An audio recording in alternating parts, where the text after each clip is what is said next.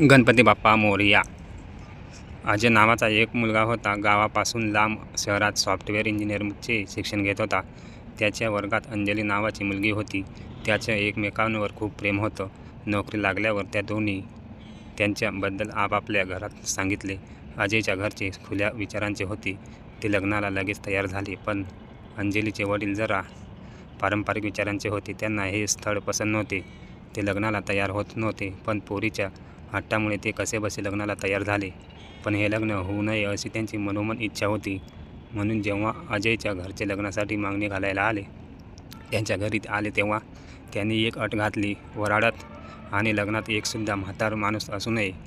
थोडं का कू करत आपल्या मुलाच्या खुशीसाठी अजयच्या घरच्यांनी ही अट मान्य केली आणि लग्नाच्या तयारीला लागले. लग्नाच्या तयारीत पटकन दिवस निघून गेले आणि तो आनंदाचा दिवस उजाडला. सर्वजण खूप खुश होते, कारण आज अजय आणि अंजलीचे लग्न होणार होते. वऱ्हाड निघायची वेळ आली तेव्हा अजयचे आजोबा हट्ट करू लागले, मला पण लग्नाला यायचं आहे. सगळ्यांनी त्यांना खूप समजावले. आजोबा तुम्ही येऊ नका, त्याची अट ठेवली आहे. पण आजोबा काही ऐकायला तयार नव्हते. ते म्हणाले, काही करा, मला घेऊन जा. वाटल्यास तर मला कारच्या डिक्कीत ठेवून घेऊन जा. मग शेवटी सर्व तयार झाले. त्यांनी आजोबांना कारच्या डिक्कीत ठेवले आणि वऱ्हाड निघाले.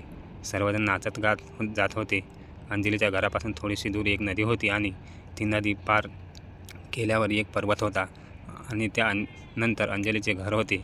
वऱ्हाड नदीवरचा पूल पार करत होते तेव्हा नेमके तिथे अंजलीचे मामा आले आणि वऱ्हाड थांबले.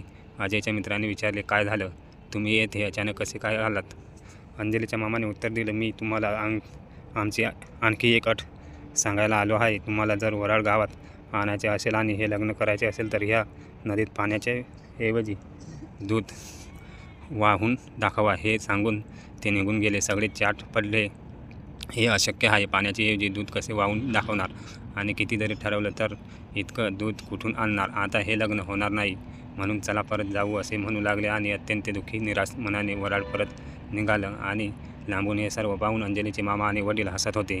आता लग्न तर होणार नाही, मग आजोबाला डिक्कीत कशाला ठेवायचं? त्यांचा पण जीव गुदमरत असेल म्हणून आजोबांना बाहेर काढलं. बाहेर येतात आजोबांनी विचारले, काय झालं? आपण परत का जात आहोत? तेव्हा अजयने सांगितले, आजोबा, त्यांनी पुन्हा एक अट घातली आहे की नदीत पाण्याच्या ऐवजी दूध वाहून दाखवा आणि हे अशक्य आहे म्हणून आपण परत जात आहोत. आजोबा म्हणाले, बस एवढंच काय वाढवा? सगळे एक सुरात म्हणाले की काय एवढीशी गोष्ट आहे का? मग आजोबा म्हणाले, वऱ्हाड परत न्यायची काही एक गरज नाही. लग्न होणारच. त्यांनी अजयच्या एका मित्राला जवळ बोलावून घेतले आणि त्याच्या कानात काहीतरी कुजबुजले आणि त्याला अंजलीच्या मामाकडे पाठवले.